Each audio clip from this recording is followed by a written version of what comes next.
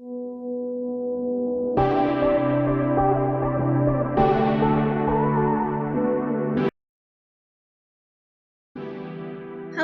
Assalamualaikum. Jumpa lagi bersama Ibu Dita Maulita. Kali ini kita akan belajar tentang rangkaian pegas. Nah, pasti mau tahu dong apa aja rangkaian pegas itu. Tapi jangan lupa subscribe channel Ibu ya. Selamat menyaksikan. Kompetensi dasar pada materi rangkaian pegas yaitu 3.2 menganalisis sifat elastisitas bahan dalam kehidupan sehari-hari.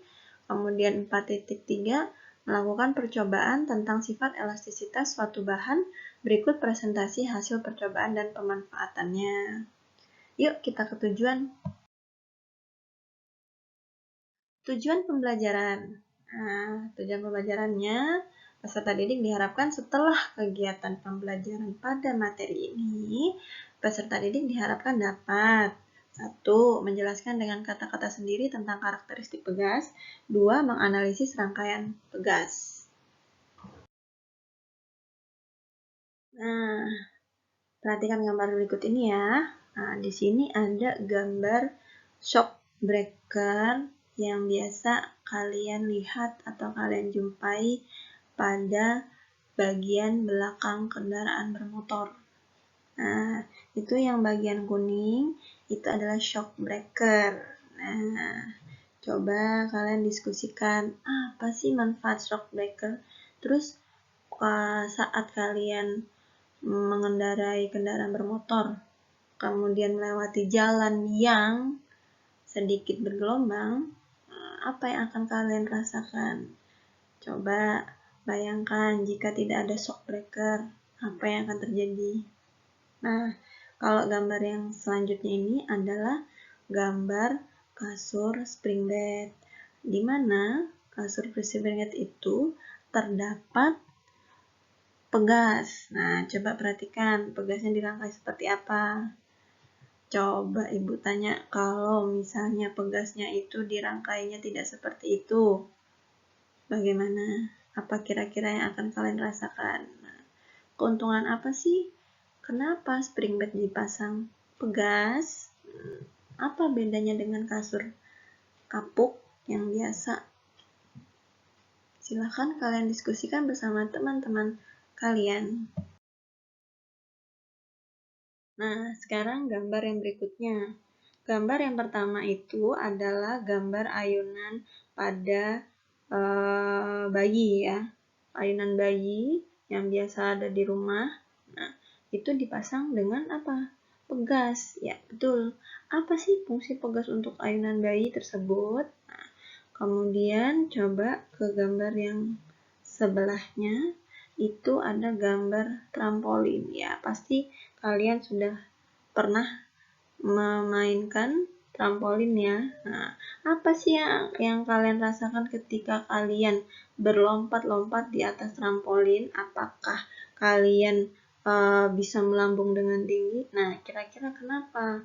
Terus coba perhatikan di bagian pinggir ya. Di bagian pinggir yang ditutupi kain biru atau alas yang berwarna biru itu ternyata terdapat banyak sekali pegas. Nah, coba perhatikan rangkaian pegasnya seperti apa.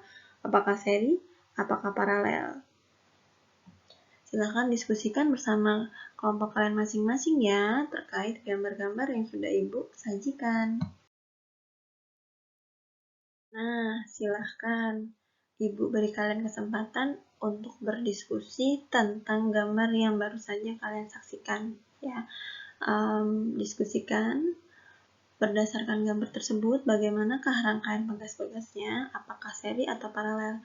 Jelaskan pendapat kalian mengapa pegas tersebut tersusun seperti itu.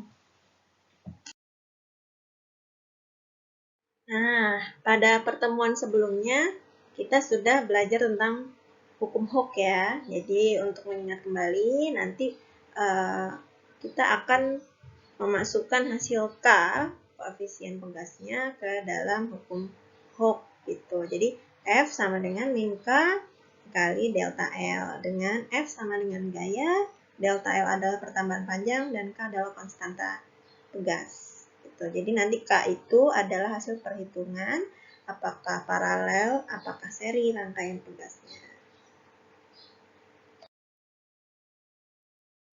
Nah, berikut rangkaian pegas seri.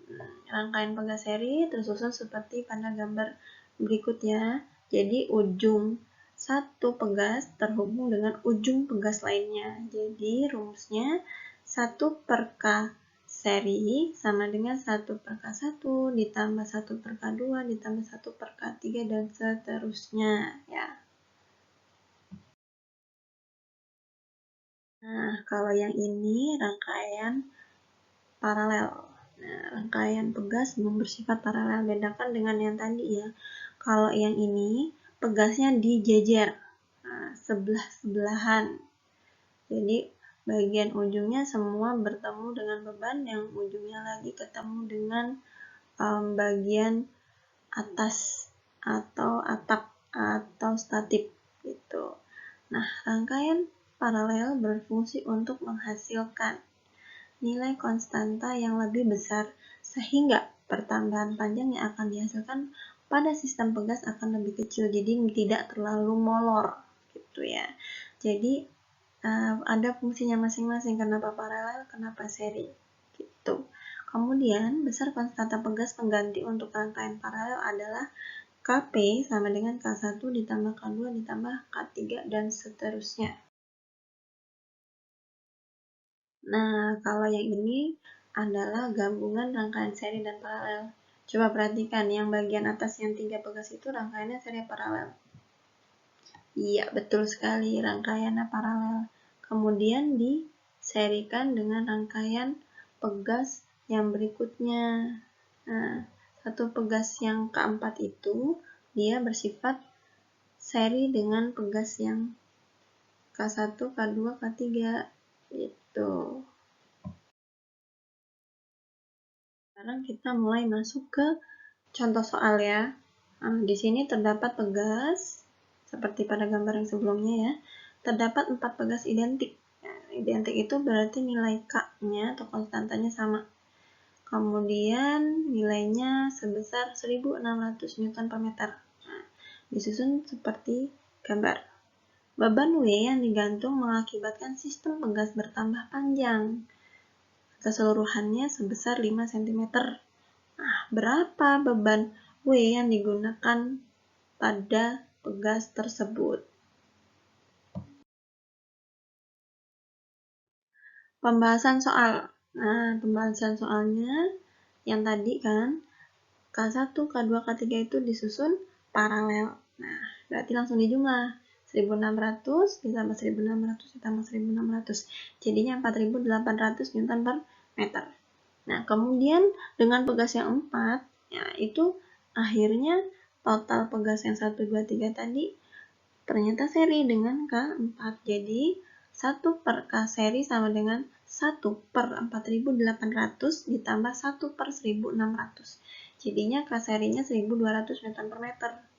Nah, kemudian untuk mencari berat dari beban tersebut yang menyebabkan pegas bertambah sebesar 5 cm atau 0,05 meter. Nah, W sama dengan K pegas dikali X. Jadi 1200 dikali 0,05. Nah, hasilnya adalah 60 Newton. Oke. Baik, sekian pembelajaran dari Ibu. Terima kasih sudah menyaksikan materi sudah menyaksikan video pembelajaran lain kali kita bertemu lagi ya dengan pelajaran yang berikutnya.